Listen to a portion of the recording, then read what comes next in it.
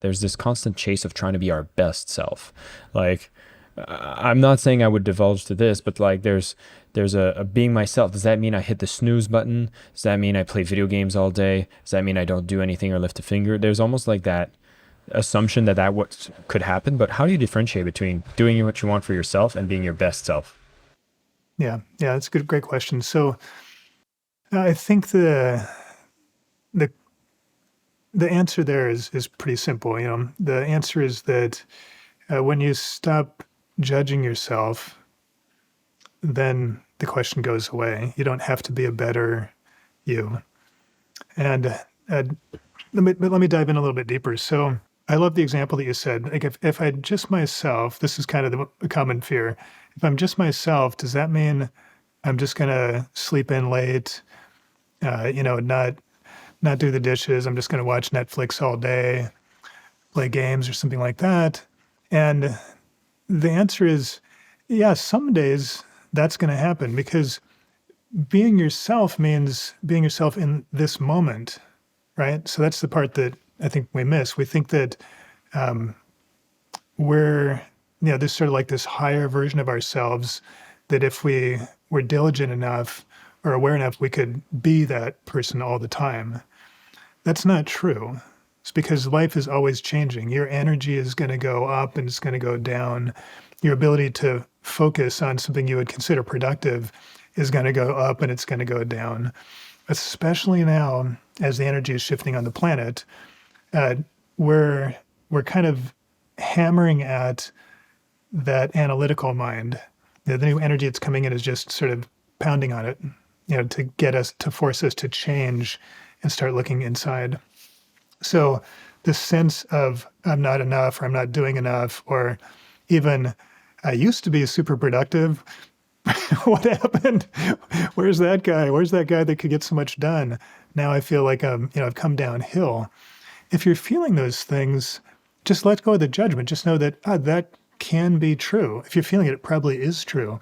Totally okay, because you will go back up too. Life will continue to have its ups and downs, and if you're being yourself, you flow with those. You don't try to be up when the energy's down.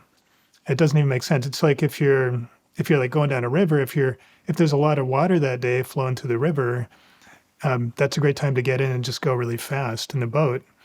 But if the river dried up, this doesn't mean you're doing something wrong.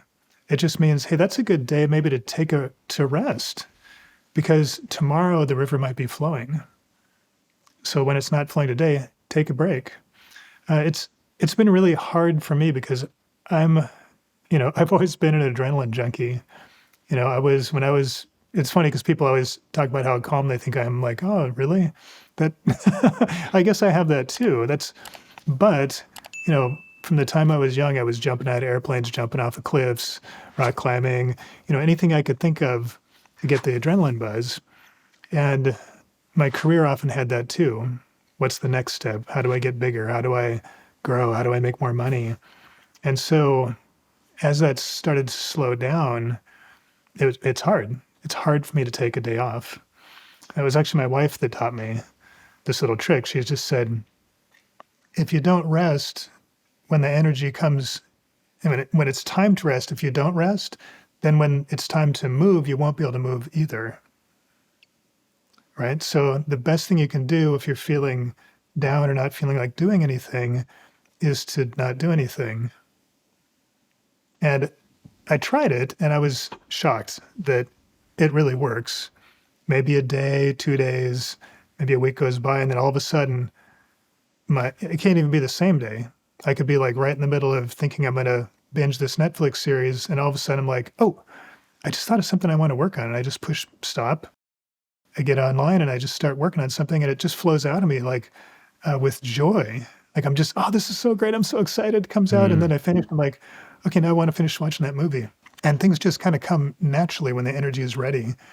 Instead of saying at 10 a.m. tomorrow, I'm going to do the finances, and at 11 o'clock, I'm going to do this thing, and so on. It's like nothing wrong with scheduling. If scheduling works for you, that's great. But it's not really in the flow to plan like that. Mm. And so that sense of of chasing to become your better self comes from that idea that I'm not good enough when I'm not doing X. Mm. It's not acceptable if the real me likes to watch TV or sleep in late or whatever the thing is that you're judging. Yeah. But those things are all okay. It's totally okay to be you. Yeah, there was this running thing between all ex Mind Valley employees. Being at Mind Valley is this ecosystem that is so high intensity, high growth, and like everything you're doing is impacting millions of people. And then like when you leave that, there's a sense of like, oh my God, am I doing enough? Am I impacting enough? And it's almost like we'd have this running joke that we'd have a bit of a high hangover from this high speed. We're in this high speed car on a high speed kind of highway. And if you're going on your own path and you're kind of being yourself as well, there was always this sense of not enoughness compared to the speed that you were on. And I think for anybody who's been in like high pace, high intensity career paths that kind of step off of that and then start realizing like, oh my God, I need to kind of listen to myself. There was almost like you couldn't even hear your own self of what yourself is within that kind of ecosystem.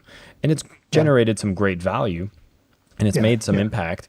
But I think that when you speak about how there needs to be kind of this dial down, this desensitization about all that external judgment that would come and start doing the things that are more aligned. Now, it's very interesting because for me, my 2023 was a huge pivot year. Like there was a whole lot of like, I need to be doing this to keep up with the trends. And I'm finishing the year at the time of this recording where it's like, hey, there's a lot of these things that I do, which you said a word that has become a really big power in my decision making, which is this joy. And it's like, wow, when I do these certain things that are so joyful for me, and I realize how impactful they are, that I find myself doing so much less, but everything I do with joy makes such a bigger difference. And now it's like, what? I feel like I can have it all. It's like, you can't have your cake and eat it too. Isn't that the quote? Yeah. I feel like that's the kind of things that starts happening as I'm coming towards this part in my life. And it's quite nice to see. Thank you so much for listening to the Selling with Love podcast. We have some previous episodes you can tune into right here. And if you prefer the short form content where you get to the point in under 10 minutes, we do have a ton of clips from our best episodes that are being shared on this channel as well. So pick which one supports you the most. And of course, thank you for liking, subscribing, and of course, selling with love.